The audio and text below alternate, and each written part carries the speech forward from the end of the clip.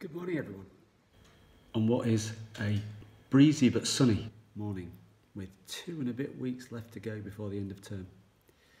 Now I know that we're all feeling tired, but if you're an England supporter, you may well be feeling also very, very happy, like I was on Saturday night.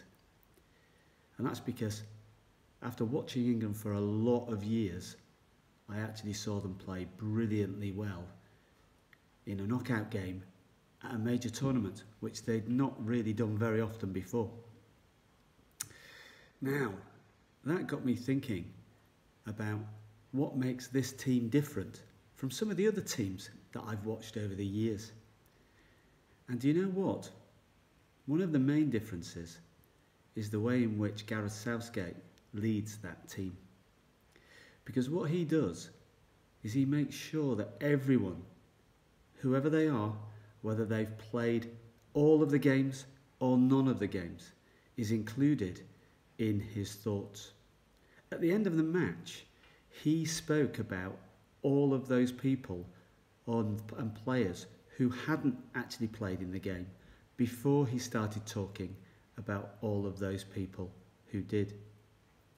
And that's really important because they're part of what is going on at the moment too. They are part of the success of that England team, because without them working hard, training hard, making sure that everybody was doing the right thing in training, then they wouldn't be playing anywhere nearly as well on the pitch.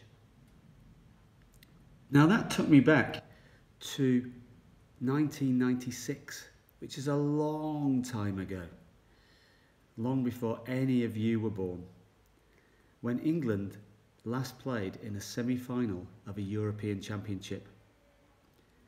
And the thing about that was, unfortunately, we didn't win. We got knocked out by Germany, on penalties of all things. But the person who missed the decisive penalty was Gareth Southgate.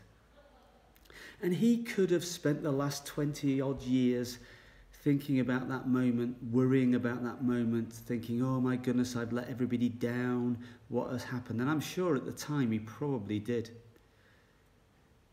But I saw at the weekend a photograph that had been photoshopped of Gareth Southgate looking all sad and upset, having missed that penalty. And someone had photoshopped it with Gareth Southgate, the manager now, giving him a hug. If you can find it on the internet with your parents, have a look. And that made me think, Gareth could have done lots of things with that moment. He could have been down, he could have been sad, like I said. But what he did was he let that moment help him and make him stronger. He wasn't successful on that day, but since that time, he's successfully managed lots of clubs, and he's gone on to be one of the most successful England managers of all time already, even if we don't go any further in this tournament.